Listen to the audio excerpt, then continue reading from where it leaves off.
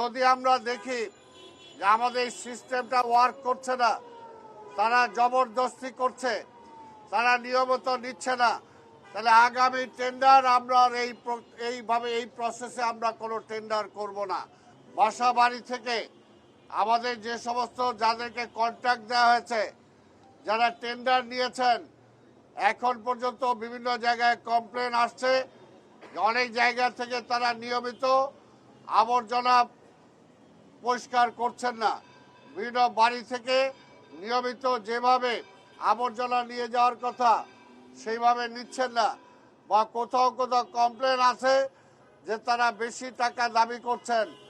আমি পরিষ্কার বলে দিতে চাই এবং সাংবাদিক ভাই সহ জনগণকেও বলতে চাই, যদি আমরা দেখি যে আমাদের সিস্টেমটা ওয়ার্ক করছে না, তারা জবরদস্তি করছে, তারা নিয়মিত নিচ্ছে না, তাহলে আগামী টেন্ডার আমরা এইভাবে এই প্রসেসে আমরা কোনো টেন্ডার করব না। এবং আগামীতে এই ধরনের তাদেরকে আমরা টেন্ডার দিব না। প্রয়োজনে আমরা নতুন ভিন্ন কোনো মাত্রায় আমরা আবর্জনা সংগ্রহ করার জন্য আমরা চেষ্টা করব।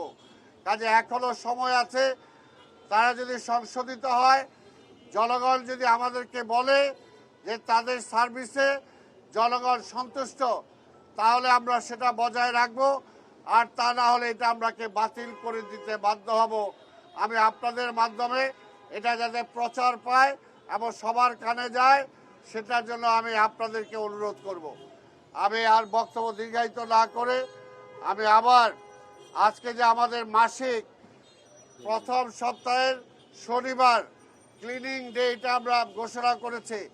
আমরা আশা করি ঢাকা মহানগরীর প্রতিটা নাগরিক একদিনের জন্য হলেও আপনার রাস্তায় নেমে আসবেন, আপনার আবাসিক স্থল আপনি পরিষ্কার করবেন, আপনার মার্কেট পরিষ্কার করবেন, আপনার ব্যবসা প্রতিষ্ঠান পরিষ্কার করবেন।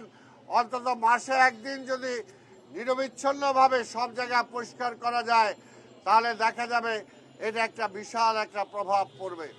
তাই ভাইরা আমার, আমরা আপনাদের সহযোগিতা চাই, জনগণের সহযোগিতা চাই, সাংবাদিক ভাইদের সহযোগিতা চাই, প্রত্যেকটা সেক্টরের মানুষের আমরা সহযোগিতা চাই, যাতে এই নগরকে আমরা পরিচ্ছন্ন রাখতে পারি, বসবাসযোগ্য রাখতে পারি, ক্লিন এবং গ্রিন ঢাকা হিসাবে আমরা রূপান্তরিত করতে পারি।